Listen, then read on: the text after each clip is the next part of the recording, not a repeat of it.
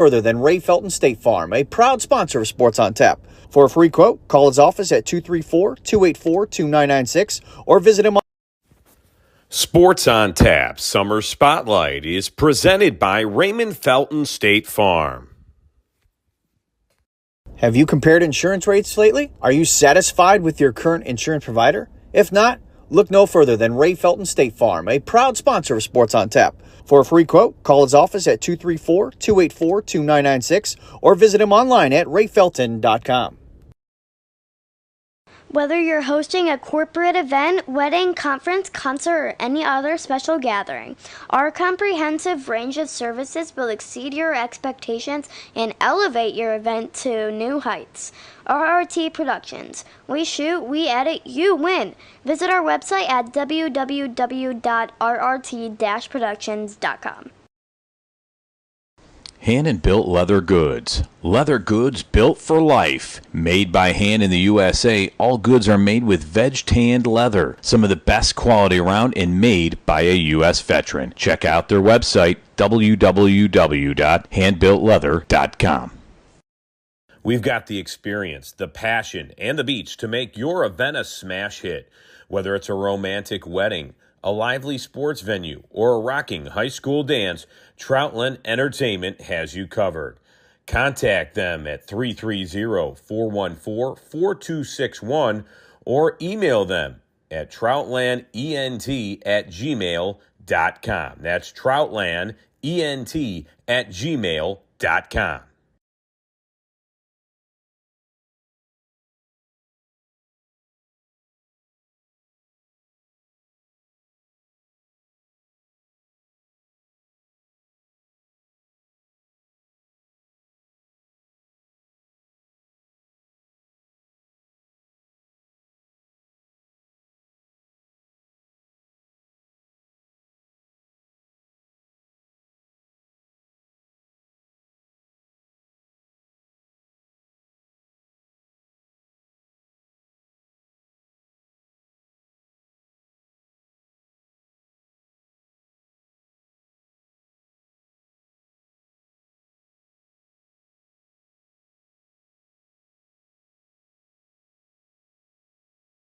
By Raymond Felton State Farm.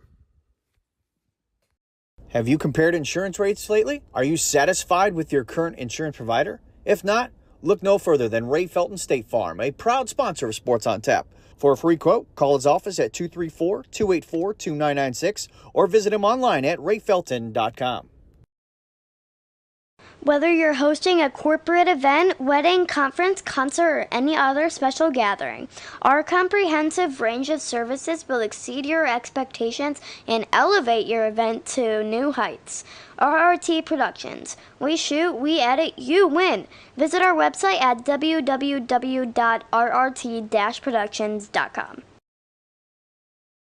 Hand and built leather goods. Leather goods built for life. Made by hand in the USA, all goods are made with veg-tanned leather. Some of the best quality around and made by a U.S. veteran. Check out their website, www.handbuiltleather.com. We've got the experience, the passion, and the beach to make your event a smash hit. Whether it's a romantic wedding, a lively sports venue, or a rocking high school dance, Troutland Entertainment has you covered. Contact them at 330-414-4261 or email them at troutlandent@gmail.com. That's troutlandent@gmail.com.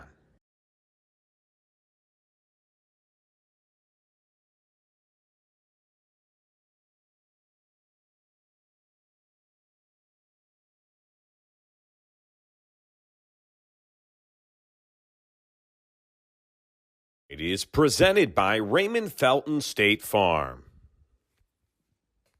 Have you compared insurance rates lately? Are you satisfied with your current insurance provider? If not, look no further than Ray Felton State Farm, a proud sponsor of Sports on Tap. For a free quote, call his office at 234-284-2996 or visit him online at rayfelton.com.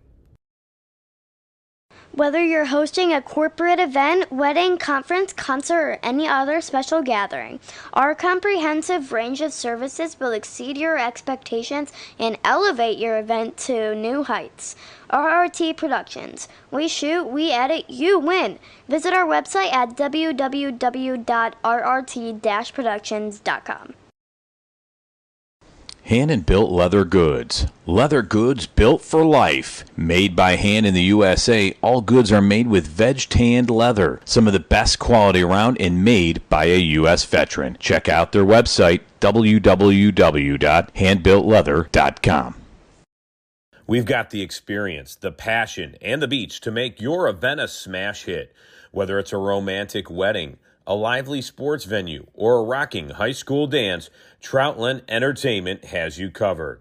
Contact them at 330-414-4261 or email them at troutlandent@gmail.com. That's troutlandent@gmail.com.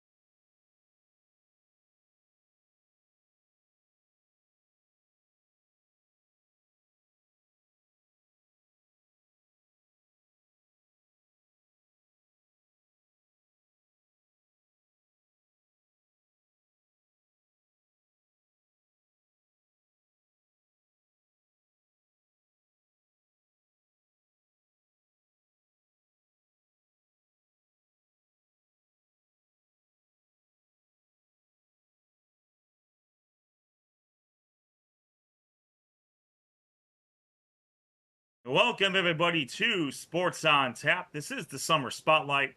My name is Ed Dick, alongside Josh Jeffy, Noah Jacobson, Rob Troutman, and Josh Jeffy is out on assignment. You're watching this live on our YouTube channel at Sports on Tap. Make sure you like and subscribe, get the notifications when we're about to go onto the air. You also follow us on Twitter /X at SOT Podcasts. Check us out on Facebook, Sports on Tap. We are on Threads at SOT_podcasts.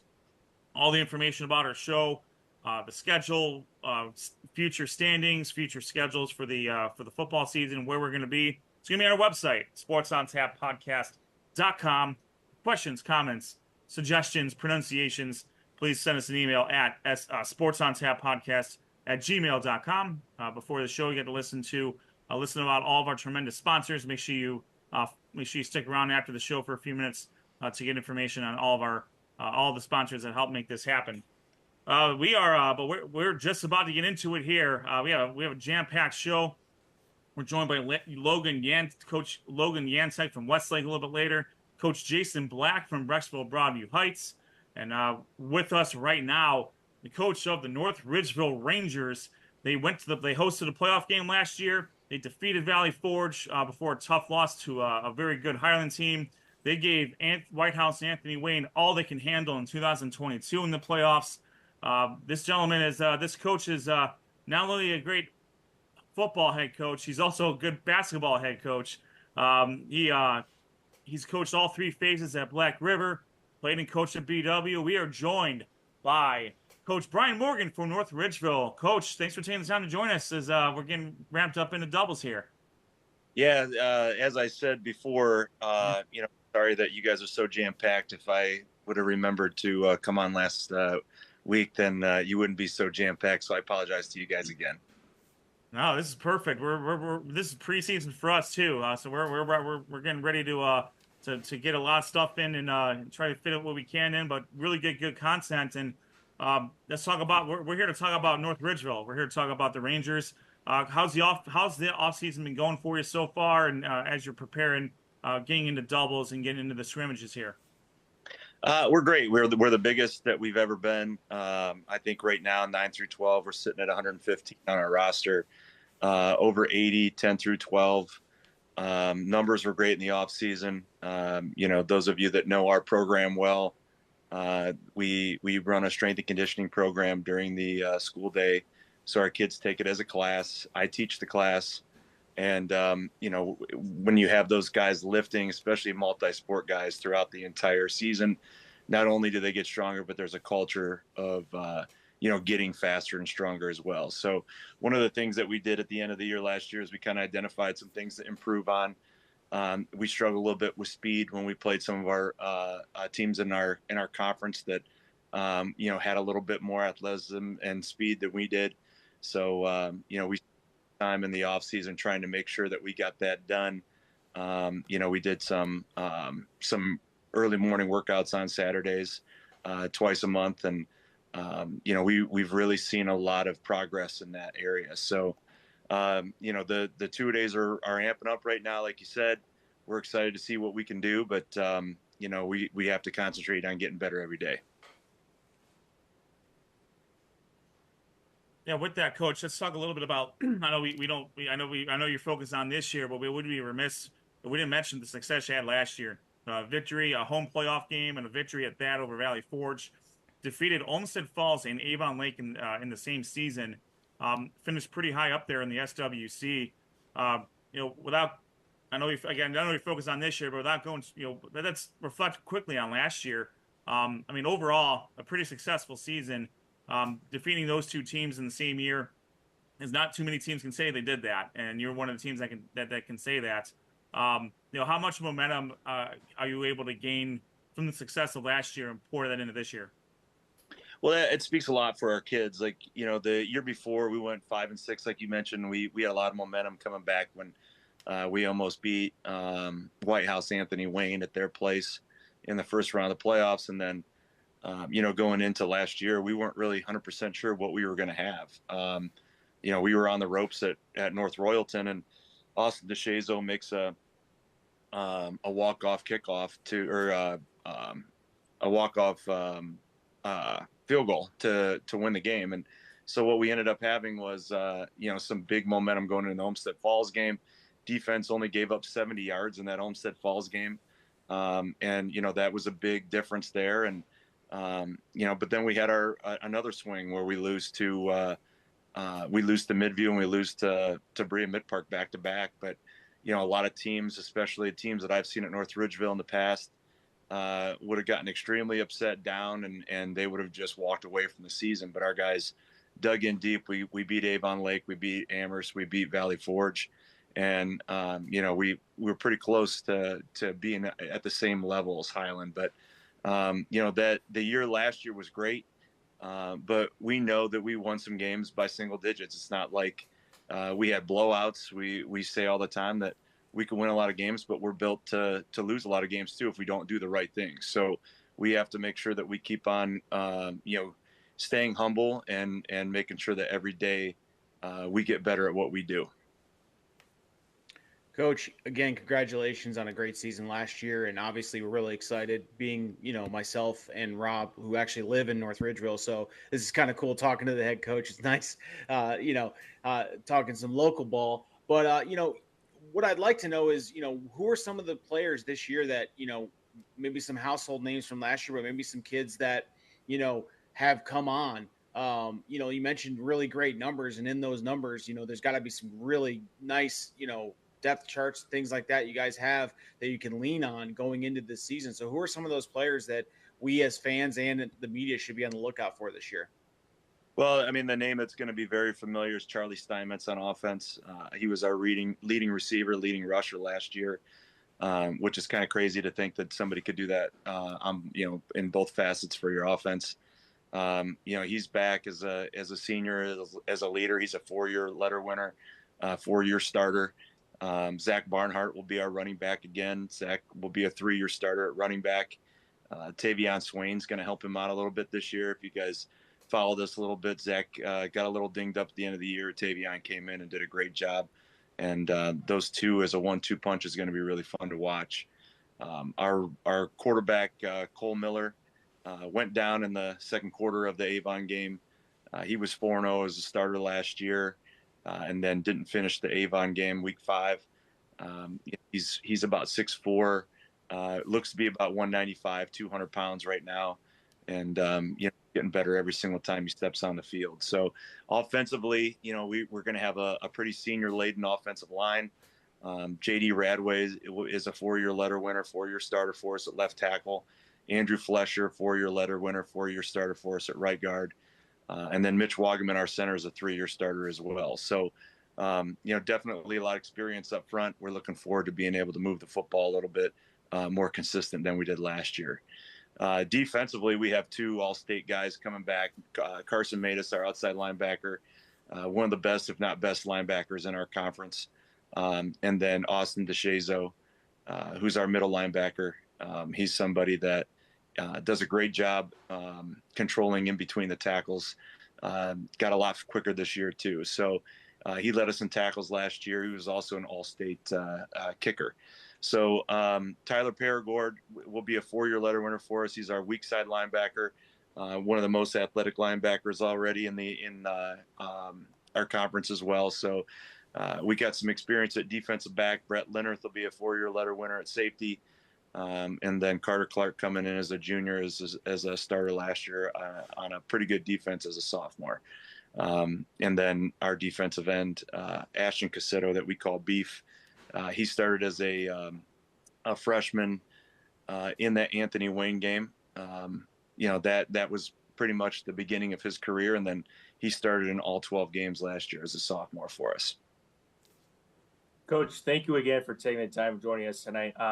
I'll kind of talk about last season. I mean, Rob, he was at the playoff game last year against Valley Forge, and I could just see the community just like getting excited after you guys won your first ever playoff game for your football program. Just talk about how awesome it was to get that first playoff win in program history, not only for you guys, but for the community as well. Yeah, it was really good. It was so much fun to see the community come out and get a win at home. Not only was it our first playoff home victory, but it was our first playoff victory in general. So I told our boys that, they're going to go down in history forever in North Ridgeville as being the team that could win their first playoff game. That's something that there are other teams in the area that's not a big accomplishment for them, but we're trying to get to where those teams are at, and those steps that we have to make sure that we really celebrate. And for that one is a home playoff game. And like we said, the community all season long was very supportive. We travel well. North Ridgeville, this will be my 15th year teaching at North Ridgeville when we're starting out, and all 15 years we travel well everywhere. My JV head coach jokes about it all the time that we travel better on Saturdays than some teams do on Friday nights. So we got great parents, we got great community, and we got great support from administration and the district. So you guys know that North Ridgeville is growing like crazy, and it's only going to get better from there. So the numbers are going to keep increasing, and the support's going to continue to happen, because as big as we get, we still have that small town feel. Yeah, and Coach, you're going into your fourth season, which it's hard to believe it's already been that long. But you took over in 2021. You had a 3-7 record in every single season. You continue to get better and better. A 5-5 season in 2022, and then a 7-3 season last year. And not to mention, I know it's not always about you and it's about the team, but you were the 2023 Coach of the Year in the Southwestern Conference, which I think says a lot. Taking over a program, it seemed like was struggling a little bit, and you're turning it around.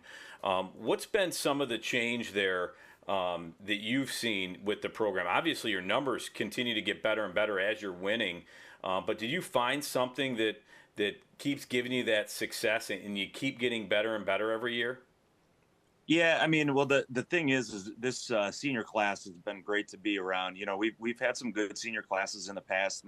The first senior class I ever had was a group that really wanted to see a change happen. They actually sacrificed a lot of things because they knew that that year that 3 wins was kind of our potential.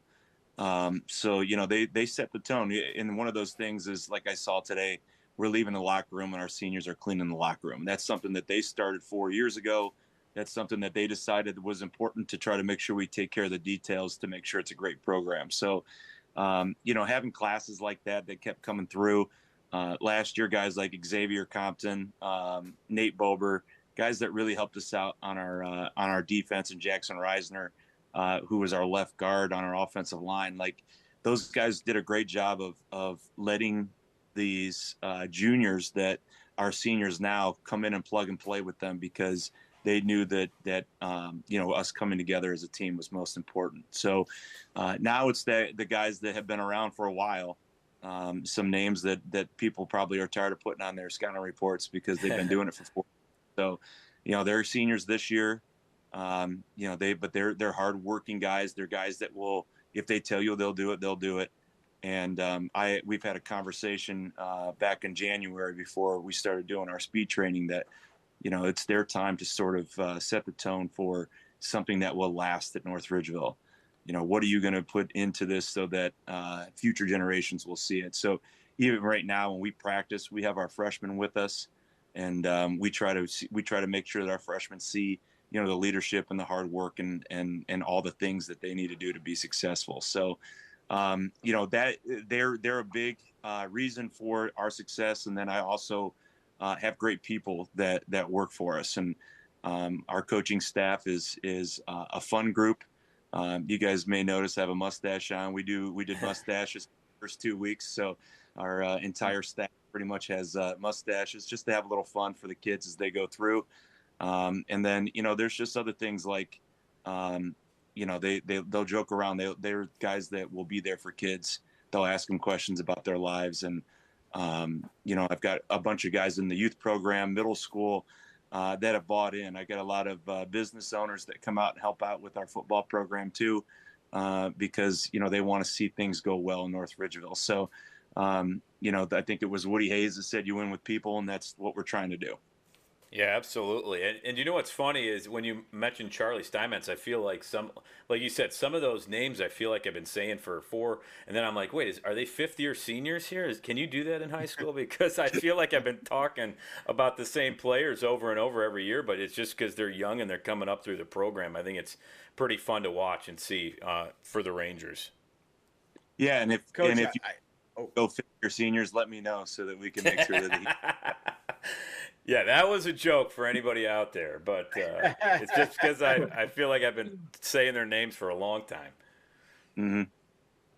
Hey, Coach, one thing we like to talk about with every head coach that we talk to, whether it's basketball, football, whatever sport it is how involved they are with the youth program, specifically in your area. I know, like you mentioned, North Ridgeville is a very, up and coming community, a lot of people moving in and things like that. What's been your experience with the youth program, whether it be rec program or another opportunity with another league or something like that? How involved, or is that still something you're building on as you continue to build this program? Yeah, so we're kind of, if anybody knows anything about North Ridgeville youth football history, it was kind of like I had a team, so I'm going to start my own league. And then there was like 4 or 5 leagues that at one point, and everything was splintered off. And ever since I started, I wanted to try to get one uniform group. And we're actually still working on it. Our rec program does a great job with the flag football stuff. And we do the North Ridgeville Youth Football League that is something that we see a lot of success with our tackle groups and some of those rookie tackle groups. So, we're going to try to marry those programs together so that there's one single location for people to see North Ridgeville youth football. That's sort of a goal that we have here in the near future. But we see a lot of good coaches, a lot of good people get involved in the youth football program. And I've said forever that I want to try to get somebody in there that can lead them. Sean Kaminsky's our commissioner. He does a great job. He keeps me informed on everything, and I do whatever I can to support them. And, I see every single team play, some of them multiple times. What's great is that our youth flag teams play on our practice field. So during film session on Saturday mornings, I can walk out, I can see some kids and high five them. It's pretty fun when you're walking through the hallways at the elementary schools and the kids know who you are and they come up and they say hi. And, they're talking about playing football for North Ridgeville. So, we want to, it's impossible for a head coach to give this much amount of time that really it deserves. But when you have great people like we do, we can make it work and be successful. Hey, Coach, you mentioned it. You mentioned it perfectly there. I mean, your even just visibility at practice, high-fiving the little kids. That's how you make Rangers for life, for lack of a better term. When we were growing up in Brunswick, it was the same thing. We got to practice with like some of the guys from the '95 team that went to states, and that was like, I want to go to Brunswick. I'm not going anywhere else. Like, this is where I want to be, and that's exactly the type of that's exactly what a youth program needs. And it sounds like North Ridgeville is well on their way. Coach, we can't thank you enough for taking the time during the definitely the dog days of summer now.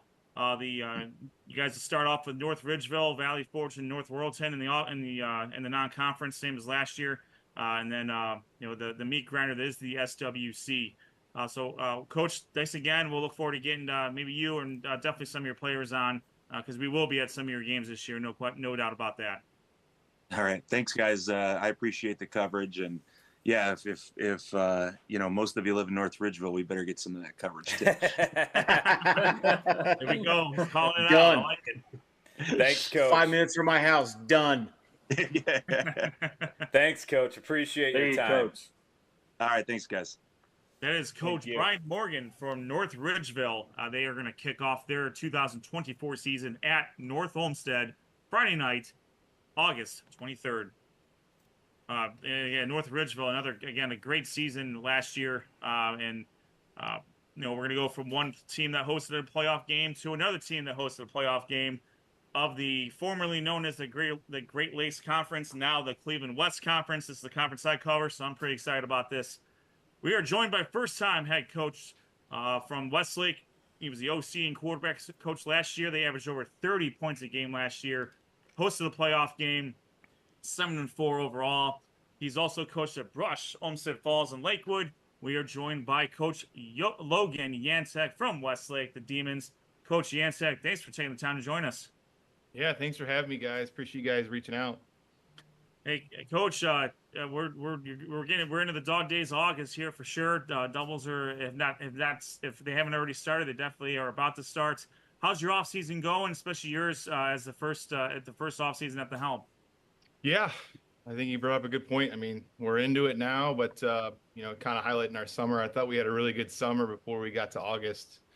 I thought our kids, our attendance was really good, and our kids are prepared for August. So yeah, we kind of hit the ball running. We started last Thursday, and then obviously we had today, week 2. So yeah, we're into it. Overall, I'm really happy with our team's effort, and our kids are working hard. Hey, Coach, last year, a pretty successful season, hosted a playoff game. It was a tough loss nonetheless, but still good success in the non-conference schedule, undefeated in the non-conference. Definitely held your own in the Great Lakes Conference. How does the momentum from last year? How are you able to carry, if any, that over to what you have going on this year?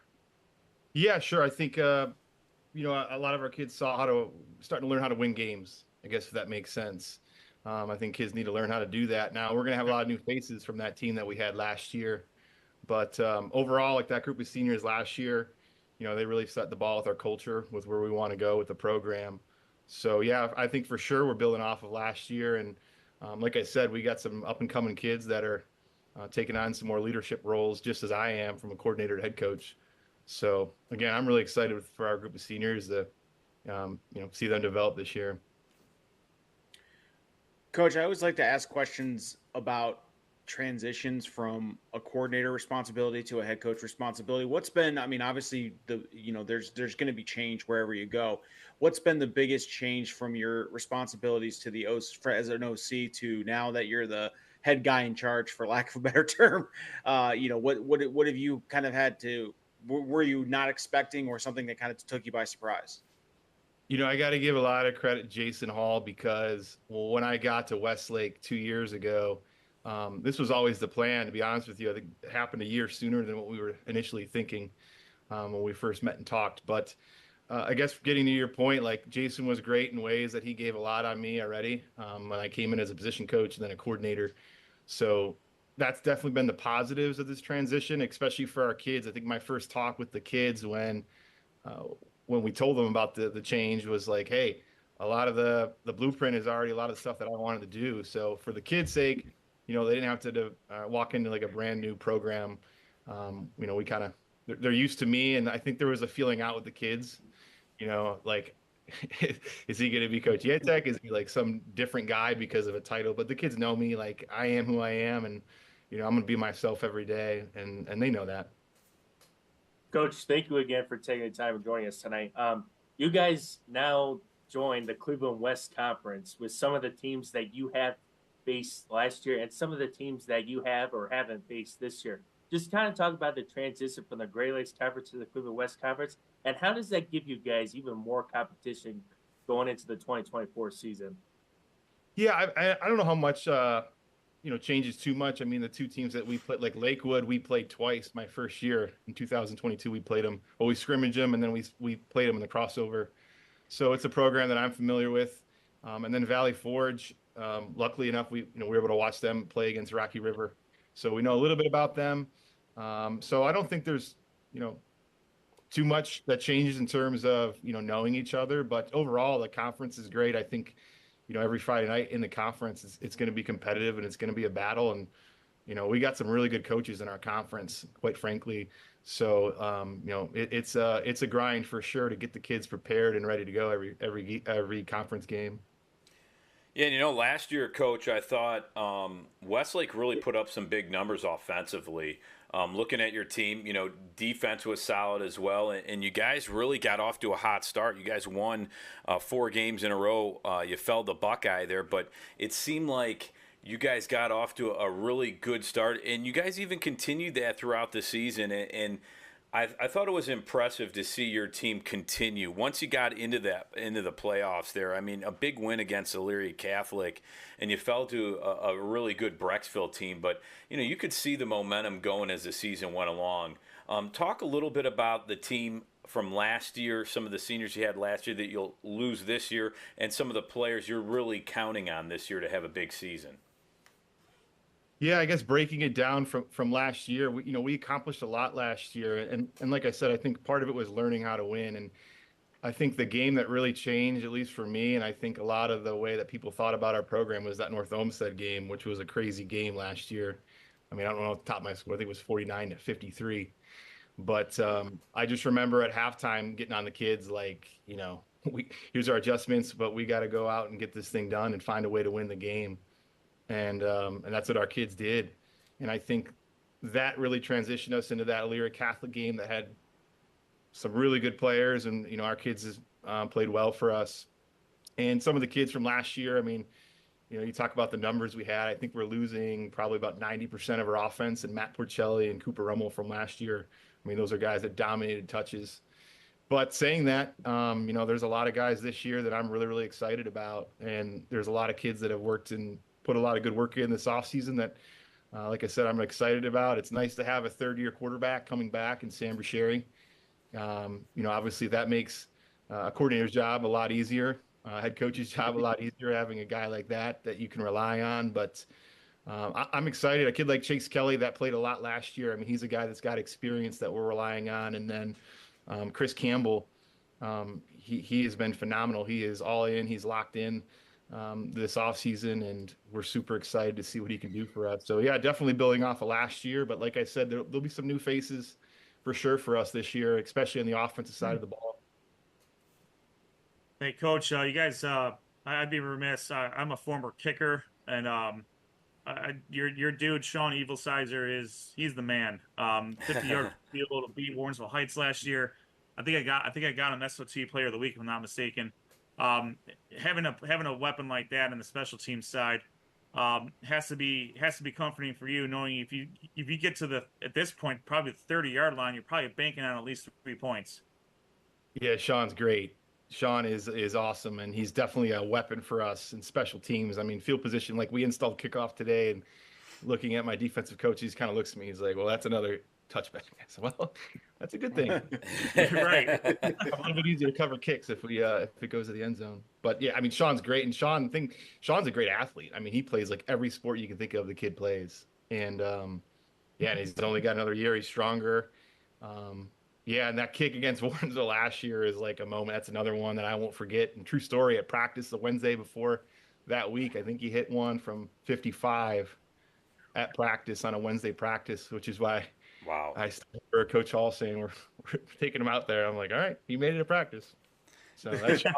Well, yeah, it was cool if too. I remember well, go ahead, Sean. If I remember correctly, wasn't there some weather too? Like it wasn't like a clear night. It was like a windy or rainy night. For some reason I think it made it even more special because it wasn't like he was kicking in, perfect conditions or anything like that. Like there was a bit of a wind or something, if I remember correctly. I don't know about the weather, but I will say that was a game that we were up. And it's almost like we lost focus in the game, and Warrensville stormed back, and give credit to them because they played so well in the second half. And I think that was one of the moments where our kids were kind of looking around for someone to make a play. And that's Sean Evilsizer.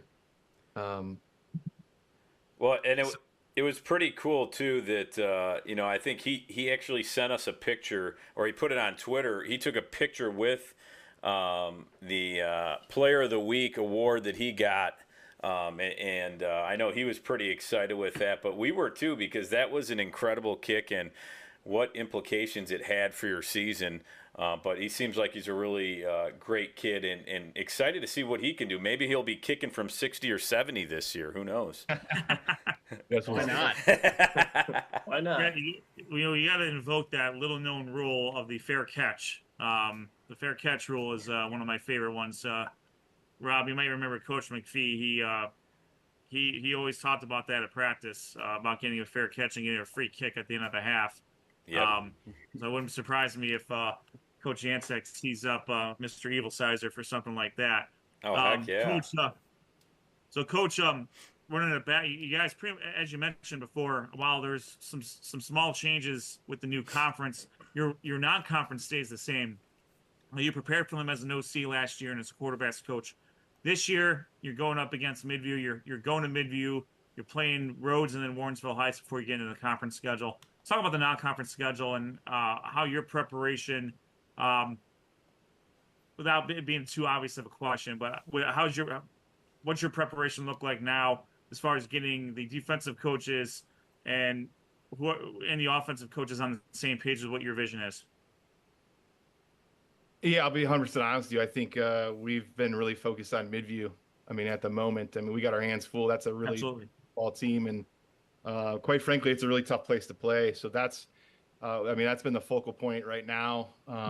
Obviously, like I said, we played Rhodes and Warrens the last couple of years. So, but you know, right now, like I said, I think we got our hands full week one. That's really where our focus has been. And without giving too much away, what is it about? What are some of the things you like about Midview, and what are some things you think you need to do? Because we're 2 weeks away from this, so I imagine there may not be too many good answers here, but we're in preseason mode ourselves here, so that's why I'm asking. What do you like about Midview, and what do you think? What do you think you guys can do to hopefully get another victory over them? Well, number one, I think they play in one of the best conferences, you know, in the state. I mean, SWC, it's a conference that I know, so that's a battle-tested football team, and I think they're really, really well coached. I know they got Crum's dad back as the offensive coordinator last year, who does a phenomenal job, and Coach Passarelli is very, very smart. He's done it for a long time, and he's a great coordinator as well. So obviously, they're really, really well coached. They got some key players coming back. I mean, obviously, Dior is a pretty special player that we'll definitely have our hands full week one for. But yeah, I think overall, I think they're just they've always been traditionally a good football program. And like I said, I think that environment to play in is really, really it's a unique environment, and it's definitely a hard one to go play week one for sure. Coach, going back to where you started out as high school, obviously you played at Strongville with Coach Jenks, who's possibly one of the best coaches in Northeast Ohio. And then you coached Rush in Lakewood and then Olmsted Falls, and then you wound up becoming the offensive coordinator, quarterbacks coach for Westlake. Just kind of talk about some of the biggest differences that you had from how you started when you were playing high school to now becoming the head coach at Westlake. Yeah, it's a good question. I think you know, I was not a starting quarterback when I played at Strongsville. I was a backup. I take pride in saying that I was a team captain as a backup player with Coach Jakes, and fell in love with learning the game. And that was from a young age. And, you know, that's something that I take, I put a lot of work in, I guess. You know, that's something I spent a lot of time in the off season trying to get better from there. And then, you know, starting off as a volunteer, like you said, learning under Coach Jakes, a guy who's done it for so long at the highest level, definitely helped me with where I am now. And then transitioning in Olmsted Falls and Brush, becoming a coordinator, and you know, taking up the organization piece and things like that has definitely helped me. And then out with the head coaching job, like I said, just more organization and organizing practices and communication. So learning as I go. With you being a first-time head coach here, but obviously coaching other places. Now that you're the head guy, how is it? How are you able to move your vision and get it down to the lower levels, to the youth groups, and getting them bought into what Westlake is doing, and getting them excited about becoming demons when they get to high school? Yeah, we have a great, really, our president of our youth league is doing a great job. I mean, our numbers are skyrocketing down there, but it's definitely a streamlining process. You know, even our youth program they're using our terminology all the way on down to the 4th and 5th grade levels. And then, you know, I work in the middle school, and I'm always with the middle school coaches. So I have a great relationship with that staff as well. So kind of like you said, getting excitement from all the levels down in the youth, middle school, and then into high school for sure. That's what we're working on right now. And I imagine too, unfortunately, you guys are kind of in the hotbed there with some of the parochial schools that kind of linger around there. So, you know, keeping the Westlake kids at Westlake has to be paramount, I imagine. Yeah, I mean that's obviously Westlake. That's our biggest challenge, and that's our biggest hurdle that we face. And keeping our kids in Westlake is definitely. I mean, that's our whole off season. I mean, that's all we're trying to do, and that starts to build relationships with the kids and the parents. I mean, they got to trust you as well. No doubt. Well, Coach, thanks for taking the time to join us. We're looking forward to seeing what the Westlake Demons can do. Again, you kick off at Midview, as you mentioned, on Friday, August 23rd, and we'll check in with you and hopefully get some of your players on over the course of the season, Coach. Well, I appreciate you guys having me, and I appreciate all you guys do for covering our high school athletics. And like I said, thanks for having me out tonight, guys. Yeah, thanks for coming on. We're excited to Coach. meet you and see you this year. Awesome. Looking forward to it. Thanks, guys. Thanks, Coach. All right. Thanks, Coach. That is head coach of the Westlake Demons, Logan Yantek, joining us. Taking over the helm from Jason Hall. He was the OC and quarterbacks coach last year. Rob, you mentioned this earlier. They put up a lot of points last year. Scoring was not an issue for them, and bringing back your third-year starting quarterback and Sam Boucheri is going to be paramount to their success. And with that, it's ironic that we booked the opponent for Westlake in the first round of the playoffs last year. I seem to do that somehow. I have no idea how. It's like you're looking at a schedule, Rob. We are lucky to be joined by the head coach of the. All right, Sean. Here we go. Yeah. The Brecksville. Hang on, I haven't practiced this at all. Ready? Okay. All right. I'll tee it up again. We are joined by Jason Black, the head coach of the Brecksville-Broadview Heights. The Bees. There we go. We got it in there. Sir. This is Coach Black's second run as the head coach at Brecksville-Broadview Heights. 5 total playoff appearances, 1 conference championship back in the Southwestern Conference. We're joined by Jason Black. They beat Westlake last year, lost to a tough Avon team. But going on the road and winning a playoff game is certainly no joke. But Coach Black, thanks for taking the time to join us. I know we're right in the middle of things here with doubles, so we're thankful we had some time to talk to us tonight. I appreciate you guys having me on. It's always great to talk about Bees football and reminisce and look forward to this coming year. Hey, Coach, how's the offseason been going for you? It's been going great for us as a program. We've had a true commitment to the weight room this offseason. I guess I'm not sounding like any other coach that you're hearing on here as well, but it's been good. We share a lot of players with our wrestling program, and our wrestling program, as you know, is top in the States. Very good. And they really make us a great football program by sharing those athletes together. So we're looking forward to seeing how that growth plays out starting Thursday with our scrimmages. Hey, with that, Coach, with such a tremendous wrestling program, and really Brecksville-Broadview Heights they have good sports across the board. Right. How important is it for you and the coaching staff to have players engage in multiple sports? We love it. I mean, there's no simulation for competition. There's nothing that simulates competing against somebody else. That's just one of the top priorities of our program. We always say that you don't have to be in the weight room to gain strength. I mean, you're using different kind of muscles, you're using different kind of activities, wrestling, playing basketball, baseball, track, whatever the case may be. But it's just as effective as lifting it for what we're trying to do. Coach, I got to say, it was a pleasure following you guys last year. During your season, you had some really great players, but I'm interested to know, coming into this season, who are some of the players you're going to be leaning on, as we roll into 2024, maybe some of the returning players, but also I'd like to hear if is there anyone that's kind of making a young player coming up or something like that, coming out of nowhere. Sure. So we're going to really rely on our 4 captains this year, and they're 4 seniors, all starters coming back from last year. We're going to be led on defense by Evan Rizzo. I mean, the man had almost 200 tackles last year in our 12 games. Every time there's around the ball, you'll find number 5 in the pile, someplace, somewhere, making the tackles. We are also another one of our captains is Caden Pluhar, who played our field corner the whole entire season. So we're looking forward to his experience coming back. Riley McPherson, who just recently signed wrestling to go to Brown University to wrestle. But again, he's a two-way lineman that's come back for his senior year. And as well as our senior offensive and defensive lineman, Nate Garrido, who has been getting some FCS Division II offers throughout his college process. So big kid, big frame, a lot of future potential going on for him for there. In terms of the younger kids, we do bring back our home run hitter, Jacob Peterovich, from last year. He was somebody that was able to go bust our long runs. Unfortunately, he got hurt halfway through the year. And on defense, one of the younger kids that we bring back is Peter Shermonte. He never missed a snap on defense as a sophomore, and was in on about 75 tackles or so without seeing his numbers in front of me. And we're really excited about seeing his growth as a leader and as a player as we go forward.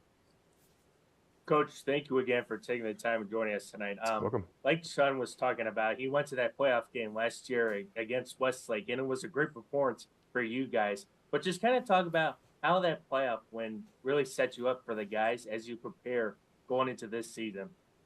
Well, with the playoffs, we got fortunate enough to get 2 extra weeks of practices. Not every team in the state of Ohio gets those 2 extra weeks, and we were able to bring up our freshmen and able to get them to practice with us up, so they got some more early experience on what a varsity practice looks like.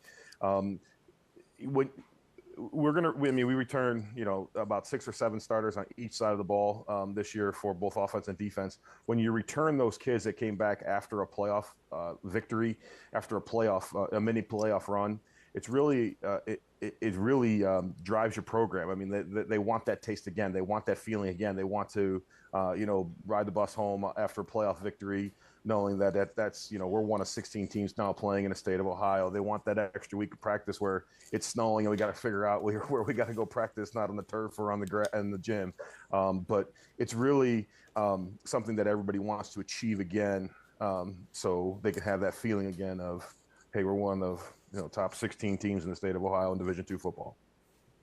Yeah, absolutely. And you guys had a great season last year. When you look at how you guys started, you guys won 4 out of the first 6 games. And realistically, when you look at how the season went, you lost a lot of close games. I mean, the 3rd game of the season away at Lake, they went 9-4 on the season. You lost 17-14 in double overtime, a tough loss.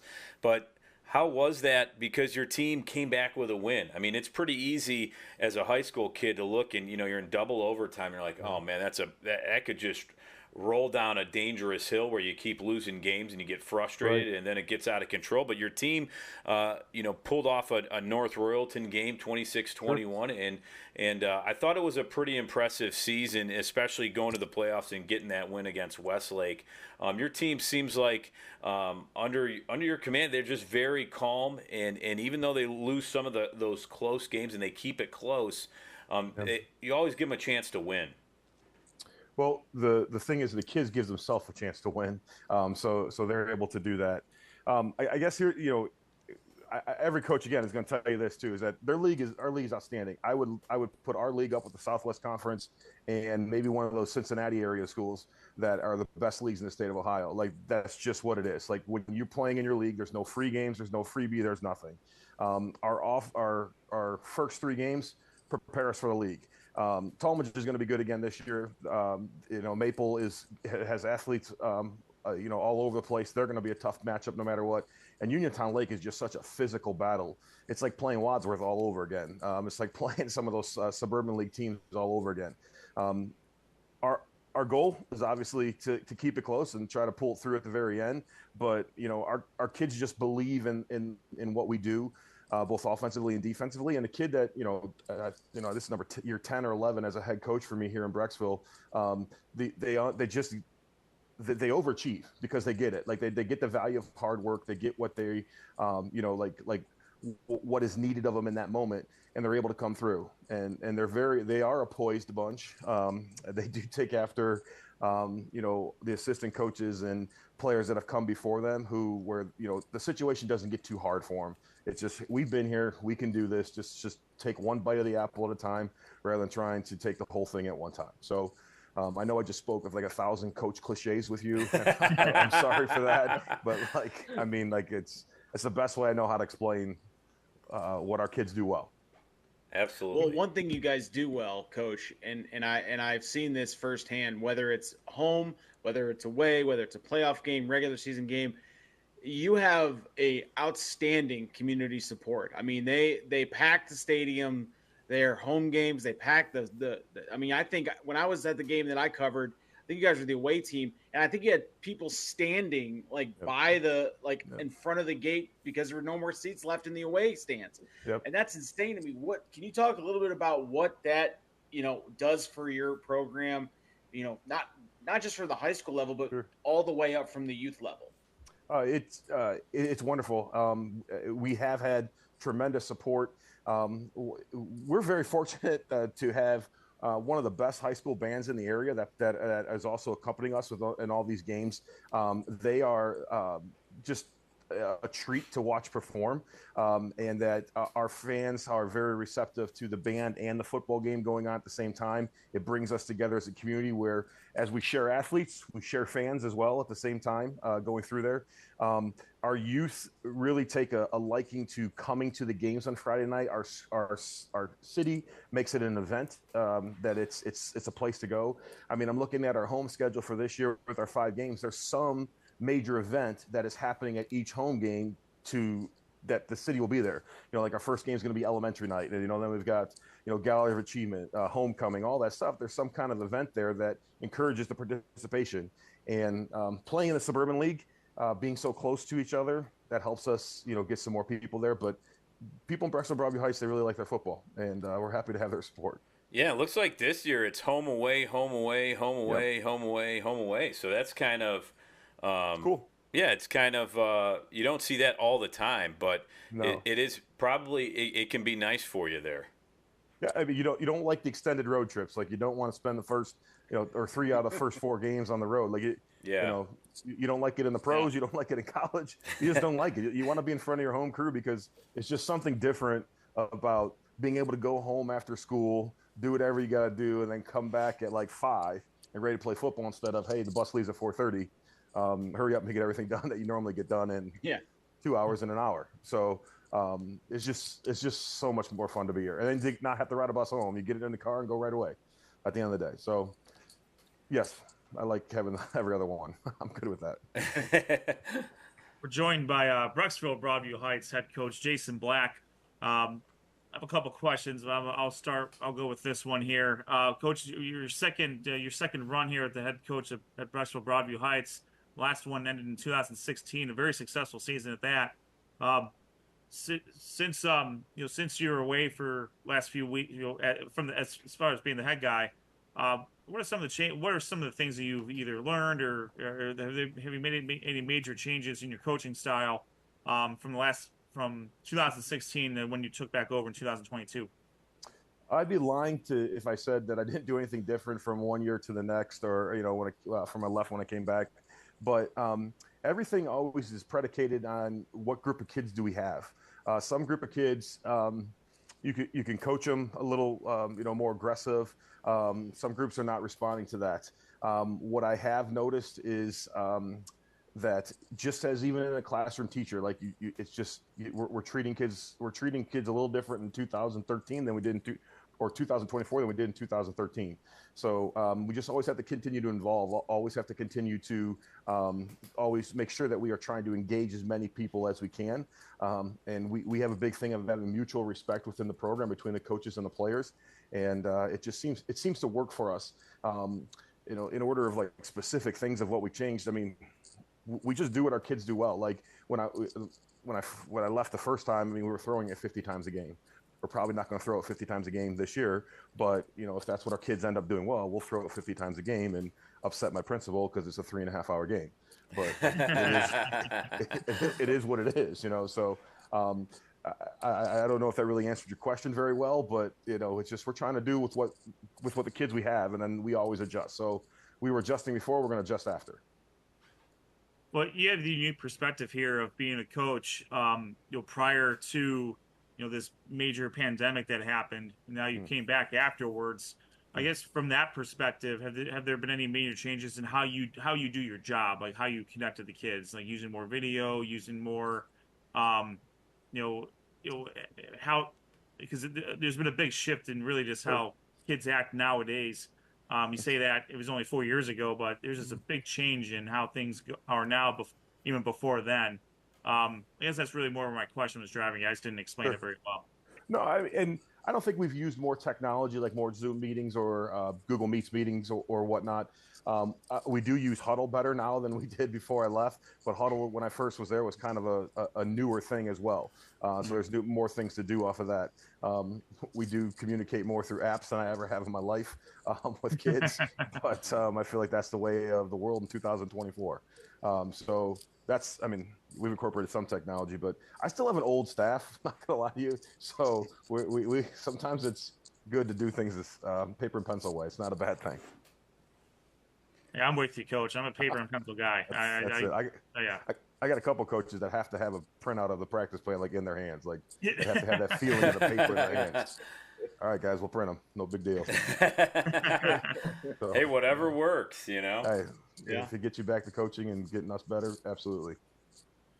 You mentioned you mentioned this. I used to cover the Suburban League National Conference a few years ago, and it's tough, and it didn't get any easier with Solon coming in now. No. As you mentioned, the National Conference, along with some of the other conferences that we cover, they're all meat grinders, and you have to be on your game every single week. Correct. I mean, there's nowhere to catch a breath. It's very hard to right the ship if it starts to slide in this league, because there's no get right game. There's no like get back game. Every game, everybody can beat you. Every game, everyone can blow you out of the water. It's a lot of work to do in this league just to be competitive in this league. Wouldn't take it any other way. I mean, I enjoy the competition. I enjoy having to do that, but it is a little. It's hard to get right in this league. It's hard to get back when the ship starts going south. It's hard. I don't know if that's the right way to say it, but that's just that's it. Well, I mean, and again, you mentioned your non-conference schedule opens up with a pretty good competition with Talmadge, or Talmadge, however you pronounce it. Yep. I cover them, and they were on the come last year. They're a good team. Yep. And again, you roll right into Maple Heights, then Lake, and then you really start in earnest. So I mean, yeah, you're right. I mean, when you look at that conference schedule, it's just you got to kind of make your hay when you have to, when you can, and like you said, be there in those close games. But we obviously appreciate your time tonight. Coming in and talking with us about Bees football. Now, what do you think about that, Coach Black? What do you think about that? I mean, are you impressed by his Bees? The guy that does the PA system is way better than me. That's where he got it from. For years. He came with that, and that really has stuck for. I mean, what is it, like 10 years now? I think. It's been a while. It's been a long time. It's been a while. So, are you impressed by that, or not impressed? Mr. Hodis does it better. He does. Yeah, I'll say that 100%. Yeah, he does. I appreciate you trying. Yeah. Oh, I'm gonna continue to butcher it and try as hard as I can all season, because it's my favorite thing to do. But I'm planning on coming to a game so that I can refine it a little bit, because I want to make sure I'm doing a proper homage to the man himself. Well, maybe he has a class, or when you're there, get there a little early, go up there, and maybe he can show you the vocal cords a little bit and show you how it's done. Yeah. He's been doing it for like 40 years. It's so effortless. But he's wonderful. That's one of the cool things too. When you're running out the tunnel, and all of a sudden you hear the BroadviewHtsBees, and Mr. Hodis goes on for a little while with the bees, and it's really cool. I mean, like, it could be annoying if you're a visiting team person, but it's our home team. We like our guys. We like our people. So he's good. He does the boys basketball game too the same way. It's awesome. That's great. I bet you that sounds so much better in a gym. It does. Back in the day, me and Rob and Josh, we played at Brunswick, and we used to play Brecksville-Broadview Heights, and I remember playing at the pit in a JV game. Is that still around? You guys still use it? So that pit actually, we just built a brand new elementary school, and we gave the city, as part of like a land switch, we gave the city the old stadium. So the old stadium is still where our middle school teams practice and play. So yes, that's still able. It looks significantly different than when you played in it, obviously. But 20 years will do that. Yeah, it's actually it's called Ralph DeSantis Field at Joe Vadini, or Ralph DeSantis Stadium at Joe Vadini Field, and it's they're it's paying homage to two of the most important people in Brecksville-Broadview Heights football history. So very cool. Very good. It's cool. That's It's a cool little history thing for Brecksville. Much better name than the Pit. Well, I mean, yeah. Unless you're a person of a certain age who actually experienced a game there. I mean, I won't say it's too loud, but I played at North Royalton, and my youth football games were down there in the Pit. So yeah, nice. As well too. Yeah, how about North Royalton's field, man? That's a huge, I mean, upgrade. What a great stadium! I played in that Pit. Talk about a pit. That was what that stadium was when I played there. It was. It was. No offense, North Royalton, but that field was.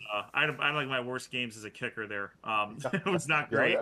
There's no grass to kick off of. It was pure mud.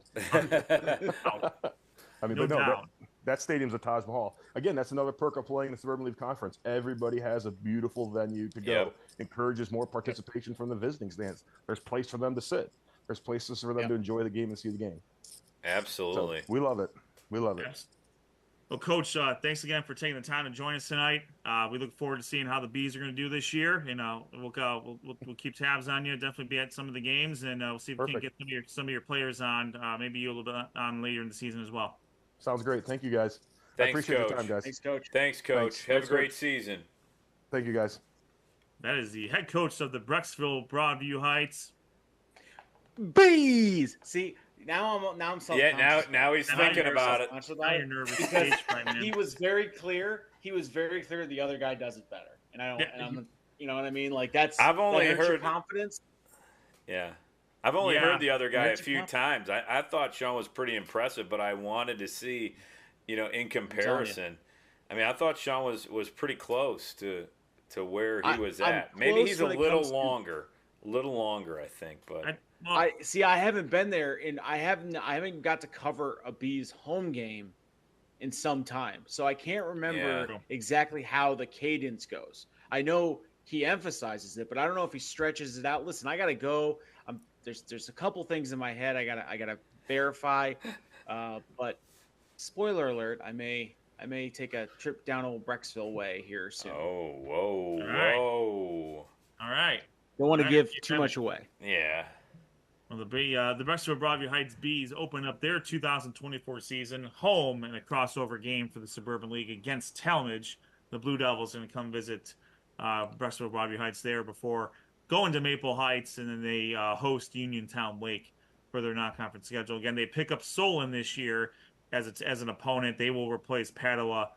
Solon is now a conference opponent in the Suburban League National Conference, and we'll talk about our conferences here in a few weeks. But every coach in every conference that we cover, there are no weeks off, and that's one of the best parts about what we cover and what we do.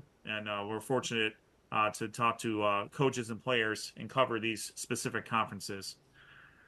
With that, that's going to do it for our show tonight. Join us next week. We'll be back on the air next week as well as we start to ramp up our conference preview coverage, eventually getting into our show. Once the season starts, we will be having players that had big games the weekend before. So we'll go through our conferences, talk to some players, preview where we're going to be at the following week, and then starting with week 4. Well, it won't be on the show. The Power 10 will be an online thing, but certainly it'll be a fun thing to be able to tease as the season rolls on. So with that, we thank you again for watching us. If you're watching us live on our YouTube channel, make sure you like and subscribe to our page and get the notifications when we're about to go on the air. We are on Twitter at SOT Podcast. Make sure you follow us on Facebook at Sports on Tap. We're on Threads at SOT_podcasts. Our website is sportsontapodcast.com. Our email address is sportsontapodcast@gmail.com. Make sure Noah Jacobson's been doing some really good work out in the field. He just previewed Brunswick recently. Got to talk to Coach Carter and a few of the players, and he's gone out to some of the other programs and is really putting some great stuff out there. So if you want to know about your favorite team, make sure you're following us on our and everything I just talked about here to get some of those advanced previews from Noah Jacobson as well. For Sean Duffy, Noah Jacobson, Josh Sheffy, Rob Troutman, my name is Ed Dick. Stick around for a few minutes from our sponsors, and we'll see you on the other side. Sports on Tap Summer Spotlight is presented by Raymond Felton State Farm. Have you compared insurance rates lately? Are you satisfied with your current insurance provider? If not, look no further than Ray Felton State Farm, a proud sponsor of Sports on Tap. For a free quote, call his office at 234-284-2996 or visit him online at rayfelton.com. Whether you're hosting a corporate event, wedding, conference, concert, or any other special gathering, our comprehensive range of services will exceed your expectations and elevate your event to new heights. RRT Productions. We shoot, we edit, you win. Visit our website at www.rrt-productions.com. Hand and built leather goods. Leather goods built for life. Made by hand in the USA, all goods are made with veg-tanned leather. Some of the best quality around and made by a U.S. veteran. Check out their website, www.handbuiltleather.com. We've got the experience, the passion, and the beach to make your event a smash hit. Whether it's a romantic wedding, a lively sports venue, or a rocking high school dance, Troutland Entertainment has you covered. Contact them at 330-414-4261 or email them at troutlandent@gmail.com. That's troutlandent@gmail.com.